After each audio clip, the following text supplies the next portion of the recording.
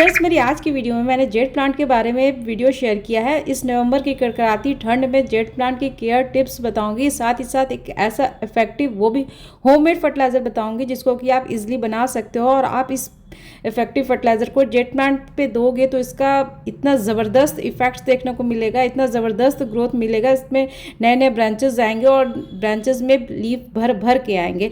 और फ्रेंड्स, ये जो फर्टिलाइज़र मैं बताऊंगी सिर्फ जेड प्लांट के लिए नहीं, बाकी सारे प्लांट्स पर भी एप्लीकेबल होंगे। और साथ ही साथ मैं एक छोटी सी वीडियो टोपियारी की भी बनाई हूँ, जो कि जिसके लिए कोई झंझट नहीं करना पड़ेगा, ना ही आपको कोई तार वगैरह का अरेंजमेंट करना पड़ेगा। बहुत ही ईजी वे में वो टोपियारी बन जाएगी।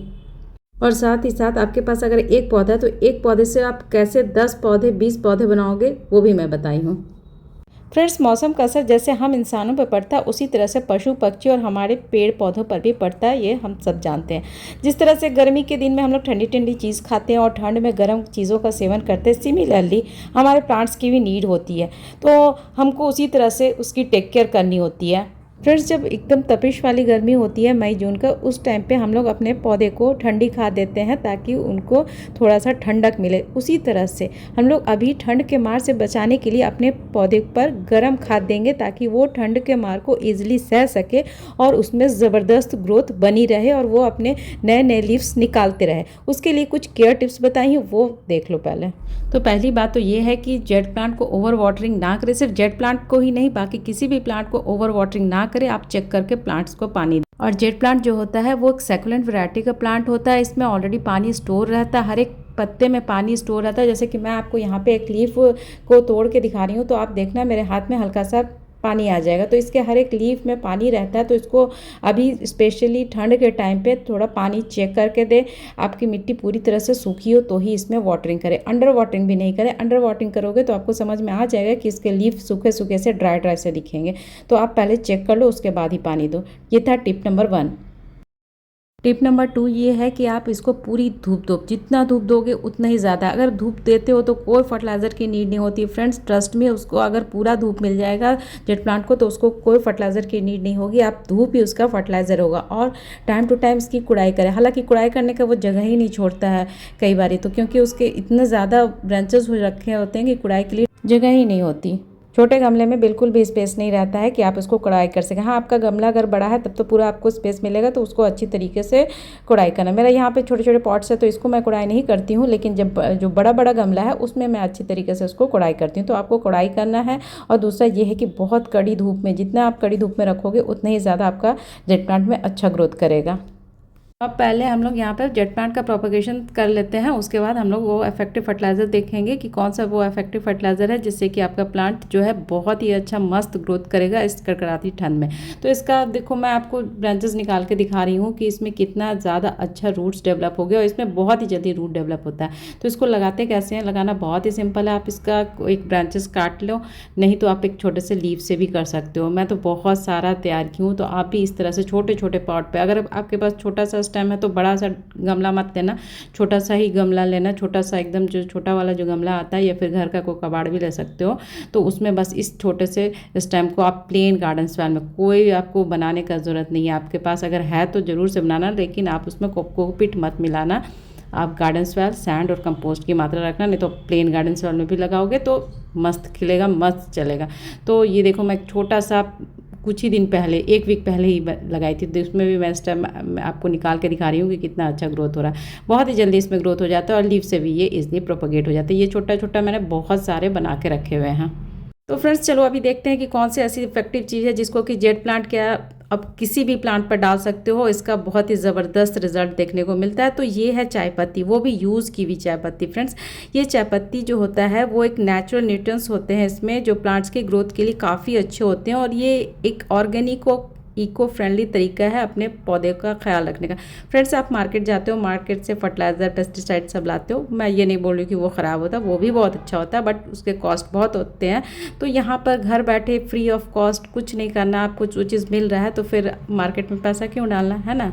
तो इसको बनाना बहुत ईजी है, वो पहले देख लेते हैं कि इसको कैसे बनाया जाता है। यहाँ पर मैंने 2-3 दिन की चाय पत्ती ली हूँ, उसको धो रही हूँ। धोना बहुत ज़रूरी है अगर आपने यूज़ चाय पत्ती ली है। धोना इसलिए ज़रूरी क्योंकि इसमें शुगर होता है जो हमारे प्लांट्स के लिए अच्छा नहीं होता। और यहाँ पर धोकर मैं सिंपली सुखा दी हूँ पॉलीथीन में डाल के। ये देखो ये मेरा पूरा अच्छी तरीके से सूख गया तो आप इसको बॉटल में भर कर रख दो और जब आपको देना हो उस टाइम पे आप इसको पानी में फुला दो। पानी में फुला के इसको 48 आवर्स रखो। अभी तो आपको 48 आवर्स रखना पड़ेगा क्योंकि ठंड है।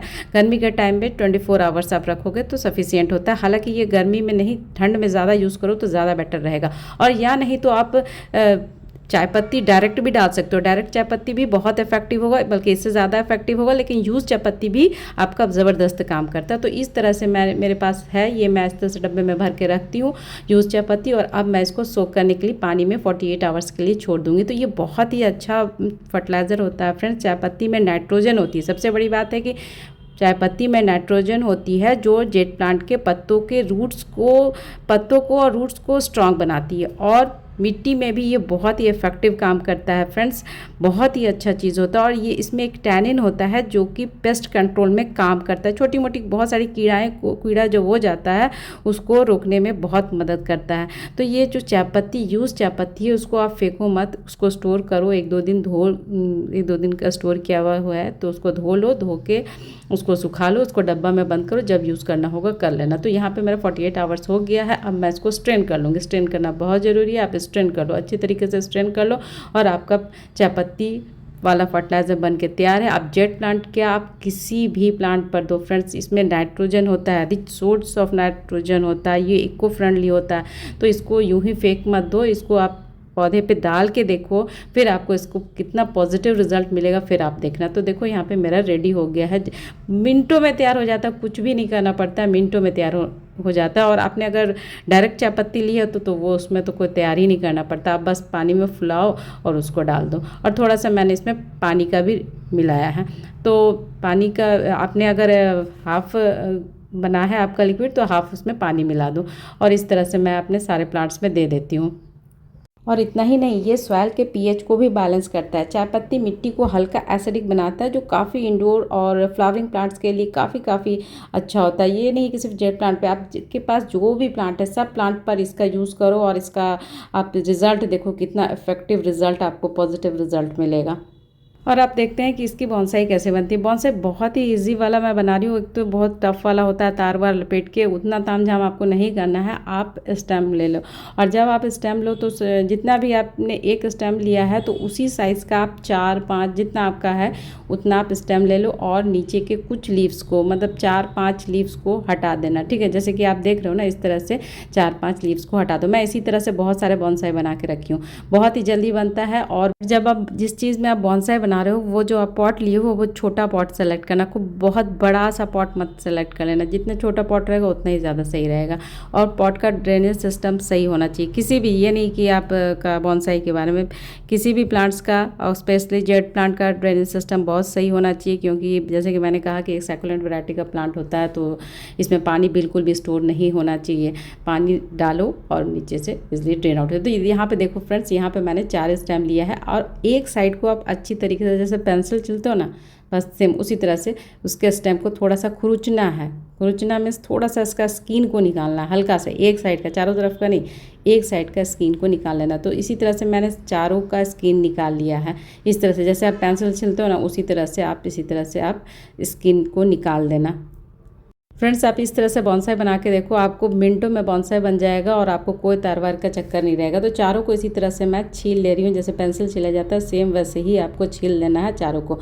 और उसके बाद जो छीली हुई जगह है उससे चारों को अच्छी तरीके से चपका दो और किसी थ्रेड की मदद से उसको बस बांध देना है और कुछ भी नहीं करना, बस यही काम करना है। स्किन को हल्का सा निकालना है, 4-5 जितना, और जिस साइड के स्किन को आपने निकाला है उसको दूसरे साइड के स्किन जिससे निकाला है उससे आपको मतलब सटा के बांध देना है। बस अब मैं इसको किसी धागे की मदद से इसको सिंपली बांध दूंगी। और आपके पास अगर एलोवेरा है तो एलोवेरा डालो, अगर आपके पास रूटिंग हार्मोन है तो रूटिंग हार्मोन डालो, जो भी है उससे आप अच्छी तरीके से उसको डिप कर दो और इसको अच्छी तरीके से मैं थ्रेड से बांध दूंगी। बस इतना ही करना है और आपको देखना कितना मस्त आपका बॉन्साई बन के तैयार होगा। अभी जस्ट बन के नहीं तैयार होगा, थोड़ा टाइम लगेगा इसको बनने में।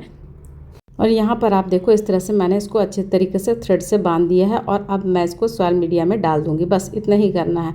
और इसमें अगर आपके पास रूटिंग हार्मोन है तो रूटिंग हार्मोन डालो, नहीं तो एलोवेरा जेल डाल के उसको डायरेक्ट सॉइल मीडिया में लगा दो। और क्या करना है, बीच बीच में इसके आसपास जितने भी लीव्स निकलते जाएंगे आपको रिमूव करना है।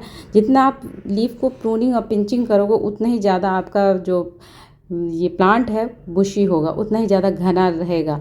और अगर आप पिंचिंग और प्रूनिंग नहीं किए तो फिर आपका जेट प्लांट का ये जो टोपियारी बन रही है वो नहीं बनेगा। तो बीच बीच में आपको प्रूनिंग करना पड़ेगा। पिंचिंग जितना पिंचिंग करोगे उतना ही नया नया लीव्स आएगा और आपको एकदम बॉल की तरह गोल शेप आ जाएगा। तो ये बीच बीच में आपको ये काम करते, जब आपको टाइम मिले तो ये काम कर देना। तो आप देखोगे कुछ ही दिनों के पास आपके पास एक अच्छा खासा छोटा सा ट्री होगा, जैसे कि आप यहाँ पे देख रहे हो।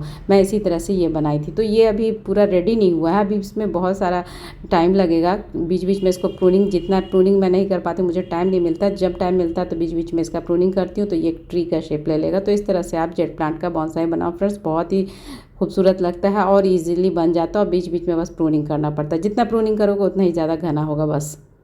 कि तो बहुत ही अच्छी अच्छी टोपियारी बनती है। तो ये मैं आपको एकदम ईजीएस्ट मेथड बताई हूँ कि इस मेथड से भी बन जाता है। और आपको 1 से 100 कैसे बनता है वो भी मैं बताई। जेट प्लांट बहुत ही खूबसूरत प्लांट होता है। आपको अगर मैं जेट प्लांट का कलेक्शन, अपना कलेक्शन दिखाने बैठ जाऊँ तो शायद मेरी वीडियो भी कम पड़ जाएगी। तो इतने ज़्यादा मेरे पास जेट प्लांट का कलेक्शन हो गया। बस वही करके क्यों प्रूनिंग और पिंचिंग करती हूँ, उसमें से जो स्टेम निकलता है तो बस नया पॉट में डाल देती हूँ। नया पॉट क्या, घर के किसी भी कबाड़ में आप इसको डालोगे तो मस्त चलेगा। और इसके लिए कोई सॉइल मिक्सचर की ज़रूरत नहीं होती है। आप प्लेन गार्डन सॉइल में भी लगाओगे तो बहुत ही अच्छा ग्रोथ करेगा। और आप इसको पूरी धूप, जितना धूप दोगे उतना ही अच्छा है। और अभी ठंड के टाइम पे इसको चाय पत्ती का फर्टिलाइज़र दो फ्रेंड्स, बहुत ही अच्छा काम करता है। बहुत ही इफेक्टिव फर्टिलाइज़र होता है चाय पत्ती का फर्टिलाइज़र। और बुशी बनाने का एक ज़बरदस्त तरीका ये है कि जितना प्रूनिंग और पिंचिंग करोगे उतना ही ज़्यादा अच्छा होगा, उतना ही ज़्यादा आपका जेट प्लांट बुशी होगा। जितना आप प्रूनिंग करोगे, पिंचिंग करोगे, ऊपर के 2 लीफ को पिंच करके निकाल दो और उसके बाद आप देखना कितना जल्दी आपका जेट प्लांट बुशी होता है और खूबसूरत दिखता है। तो फ्रेंड्स इस तरह से आप केयर करो, ठंड में भी आपका जेट प्लांट स्वस्थ रहेगा, हेल्दी रहेगा, नए नए ब्रांचेस आएंगे और आपका जेट प्लांट बहुत ही खुश रहेगा। तो फ्रेंड्स मुझे दो इजाज़त, कल फिर एक नए वीडियो नए टॉपिक के साथ मिलूंगी। तब तक के लिए अल्लाह हाफिज़, टेक केयर। सब अपना बहुत सारा ख्याल रखना और मुझे दुआओं में याद रखना। अगर मेरी वीडियो थोड़ी भी अच्छी लगे तो प्लीज़ लाइक किया करो, एक प्यारा सा कमेंट किया करो। आपका जो कमेंट होता है वो मेरे लिए काफ़ी प्रेशियस होता है फ्रेंड्स। ओके जी, bye bye bye, final bye bye, अल्लाह हाफिज़, टेक केयर।